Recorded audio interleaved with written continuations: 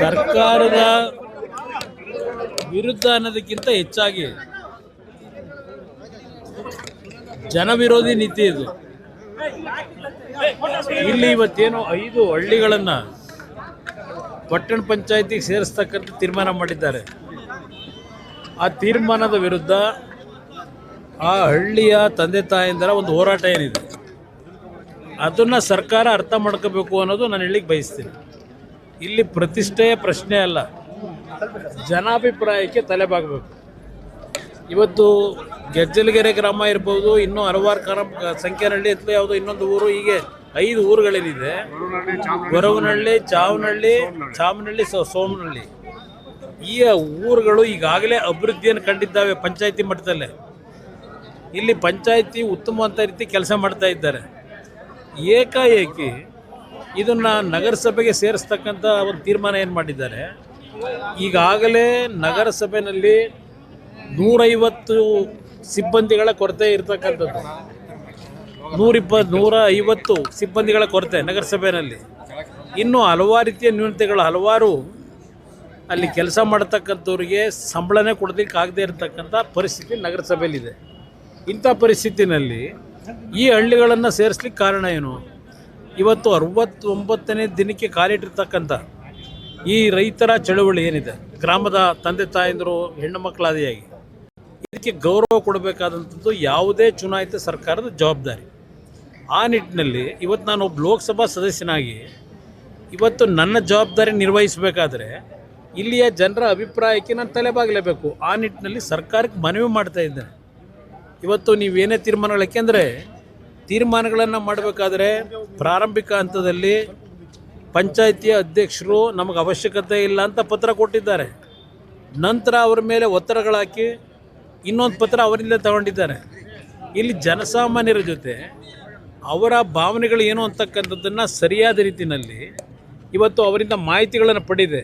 ಏಕಾಏಕಿ ಯಾರೋ ಒಬ್ಬ ವ್ಯಕ್ತಿಯನ್ನು ಮೆಚ್ಚಿಸಲಿಕ್ಕೆ ಇವತ್ತು ಈ ರೀತಿಯ ತೀರ್ಮಾನ ಏನಿದೆ, ಅದರ ಹಿನ್ನೆಲೆಯಲ್ಲಿ ಜನಾಕ್ರೋಶ ಏನಿದೆ, ಅವರ ಪರವಾಗಿ ನಾನಿವತ್ತು ಧ್ವನಿಯಾಗಬೇಕಾದದ್ದು ನನ್ನ ಲೋಕಸಭಾ ಕ್ಷೇತ್ರಕ್ಕೆ ಸೇರ್ತಕ್ಕಂಥ ಈ ಹಳ್ಳಿಗಳ ಜನರ ಭಾವನೆ ಏನಿದೆ, ಸ್ಪಂದಿಸಬೇಕಾದದ್ದು ನನ್ನ ಕರ್ತವ್ಯ. ಅದನ್ನು ಮುಂದುವರಿಸ್ತಾರೆ. ಇದನ್ನು ಅವ್ರನ್ನೇ ಕೇಳಬೇಕು ನೀವು, ಯಾಕೆ ಪ್ರತಿಷ್ಠೆ? ಇದು ಪ್ರತಿಷ್ಠೆನೇ ದುರಾಂಕಾರ. ಜನಗಳ ಬಗ್ಗೆ ಇರ್ತಕ್ಕಂಥ ಯಾವುದೇ ರೀತಿ ಭಯ ಭೀತಿ ಇಲ್ಲದೆ ಇರೋದೇನಿದೆ, ಯಾರನ್ನ ಬೇಕಾದರೂ ನಾವು ಕೊಂಡ್ಕೋಬೋದು ಅಂತಕ್ಕಂಥ ಭಾವನೆಗಳೇನಿದ್ದಾರೆ, ಅದಕ್ಕೆ ತಕ್ಕಪಾಠ ಕಲಿಸ್ತಕ್ಕಂಥ ಒಂದು ವಾತಾವರಣ ಅವರೇ ನಿರ್ಮಾಣ ಮಾಡ್ಕೊತಿದ್ದಾರೆ. ಅದಕ್ಕೆ ಧೂಳಿಪಟನೂ ಆಗ್ಬೋದು. ಯಾವುದು ಯಾಕೆ ನಾವು ಇಲ್ಲಿವರೆಗೆ ಯಾರಾದರೂ ರಾಜಕಾರಣಿಗಳು ಬಂದಿದ್ವಾ? ಇಲ್ಲಿ ರೈತರ ಹೋರಾಟ ನಡೀತಾ ಇದೆ.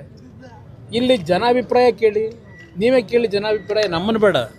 ಇದು ರಾಜಕೀಯದ ಪ್ರೇರಿತವಾದಂಥ ಧರಣಿ ಇದ್ದರೆ ಪ್ರತಿ ಮನೆಗೆ ಹೋಗಿ ನೀವೇ ಒಂದು ಸರ್ವೆ ಮಾಡಿಬಿಡಿ, ಜನಾಭಿಪ್ರಾಯ ಏನಿದೆ ಅಂತ ಹೇಳಿ ಅದೊಂದು ರಿಪೋರ್ಟ್ ಕೊಡಿ ಸರ್ಕಾರಕ್ಕೆ. ಇದು ಜನಾಭಿಪ್ರಾಯ ರಾಜಕೀಯ ಪ್ರೇರಿತ ಅಲ್ಲ, ಆ ಜನರ ಭಾವನೆ ಅಂತಕ್ಕಂಥದ್ದು ನೀವೇ ಒಂದು ರಿಪೋರ್ಟ್ ಕೊಡೋದು ಸೂಕ್ತ. ಅವರು ಎಲ್ಲ ನಾವು ಸಾಧನೆ ಮಾಡಬಹುದು, ದುಡ್ಡಿನಲ್ಲಿ ಜನಗಳು ಕೊಂಡ್ಕೋಬಹುದು ಅನ್ನೋ ಭಾವನೆ ಇದೆ. ಅದಕ್ಕೆ ಮುಂದೆ ಉತ್ತರ ಸಿಗುತ್ತೆ. ಕೈಗಾರಿಕೆ ಸ್ಥಾಪನೆಗೆ ಬಸವಳ ಬಳಿ 100 ಎಕರೆ ಜಮೀನು ಯಾರು ಕೊಟ್ಟವ್ರೆ? ಜಿಲ್ಲಾಡಳಿತ ಕೂಡ ಯಾರು ಕೊಟ್ಟವ್ರೆ? ಯಾರು ಕೊಡೋರು? ಕೊಡೋರು ಯಾರು? ಯಾರಿಗೆ ಬರ್ದವ್ರೆ?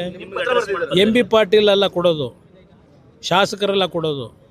ಯಾವ KDB ಅಂತಕ್ಕಂಥ ಸಂಸ್ಥೆ ಇಟ್ಕೊಂಡವ್ರೆ, ಆ KDB ಸಂಸ್ಥೆ ಮುಖಾಂತರ ಅದನ್ನು ಅಕ್ವೈರ್ ಮಾಡಿ ಇನ್ಫ್ರಾಸ್ಟ್ರಕ್ಚರ್ ಕ್ರಿಯೇಟ್ ಮಾಡಿಕೊಡ್ಬೇಕು. ಯಾವುದೋ ಬಾರೆ ಮೇಲೆ ಕೊಟ್ಬಿಟ್ಟು ನೀನು ಮಾಡು ಅಂದ್ರೆ ಯಾರು ಬರ್ತಾರೆ? ಸಚಿವರ ಪತ್ರಕ್ಕೆ ಬೆಲೆ ಇಲ್ವಾ ಸರ್? ಅವ್ರನ್ನ ಕೇಳಿ ಈ ಸರ್ಕಾರದಲ್ಲಿ ಏನಿದೆ ಅಂತ ಹೇಳಿ. ಇಷ್ಟು ವರ್ಷ MB ಪಾಟೀಲ್ ಈಗಾಗಲೇ 2.5 ವರ್ಷ ಮಂತ್ರಿಯಾಗಿ ಕೆಲಸ ಮಾಡೋರಲ್ಲ. ಬಸರಾಳ ಹತ್ರ ಏನೋ ಜಮೀನು 100 ಎಕರೆ ಅಂತ ಹೇಳಿ ಬಾಯಲ್ಲಿ ಹೇಳ್ಬಿಟ್ರೆ ಆಯ್ತಾ? ಏನು ಇನ್ಫ್ರಾಸ್ಟ್ರಕ್ಚರ್ ಡೆವಲಪ್ ಮಾಡಿದ್ರು? ಏನು ಮಾಡಿದಾರಲ್ಲಿ? ಇಲ್ಲಿ ನಾನು ಪದೇ ಈ ವಿಷಯದಲ್ಲಿ ಇವರ ರಾಜಕೀಯಕ್ಕೆ ನಾನು ಕೆಳಮಟ್ಟಕ್ಕೆ ಇಳಿಯಲ್ಲ. ನಾನೀಗಾಗಲೇ ಯಾವೊಂದು ಕಾರ್ಖಾನೆಯನ್ನು ನನ್ನ ಇಲಾಖೆಯಿಂದನೇ ತರ್ತಕ್ಕಂಥ ನಿರ್ಧಾರ ಮಾಡಿದೆ. ಕೇಂದ್ರದಲ್ಲಿ ನಮ್ಮ ಹಿರಿಯ ಅಧಿಕಾರಿಗಳನ್ನು ಕನ್ವಿನ್ಸ್ ಮಾಡಿದ್ದೇನೆ. ಮುಖ್ಯಮಂತ್ರಿ ಪತ್ರ ಬರೆದಿದ್ದೇನೆ, ಇನ್ಫ್ರಾಸ್ಟ್ರಕ್ಚರ್ ಕ್ರಿಯೇಟ್ ಮಾಡಿಕೊಡಿ. ಇನ್ಫ್ರಾಸ್ಟ್ರಕ್ಚರ್ ಕೊಟ್ಟರೆ ನಾನು ನಾಳೆ ಬೆಳಗ್ಗೆ ಫೌಂಡೇಶನ್ ಹಾಕ್ತೀನಿ.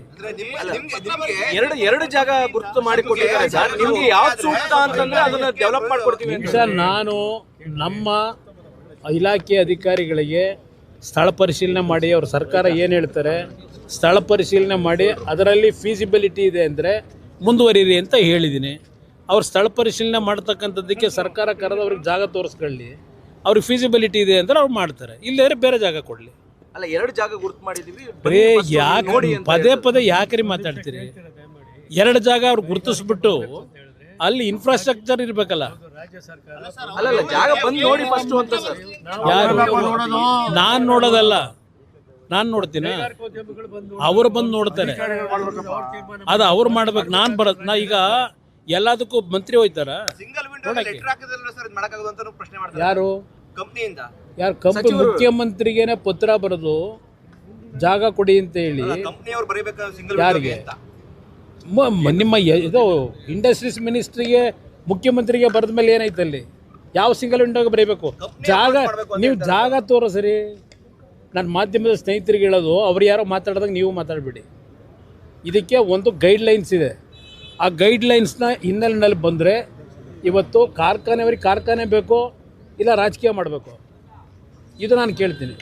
ನಿಮಗೆ ರಾಜಕೀಯಕ್ಕೆ ಸೀಮಿತವಾಗಿದ್ದರೆ ರಾಜಕೀಯ ಮಾಡಿ, ಕಾರ್ಖಾನೆ ಬೇಕು ಅಂದರೆ ಪ್ರಾಮಾಣಿಕವಾಗಿ ನಡ್ಕೊಳ್ಳಿ ಅಷ್ಟೇ. ರಾಜಕೀಯ ಆಗ್ತಾ ಇದೆಯಾ ಸರ್?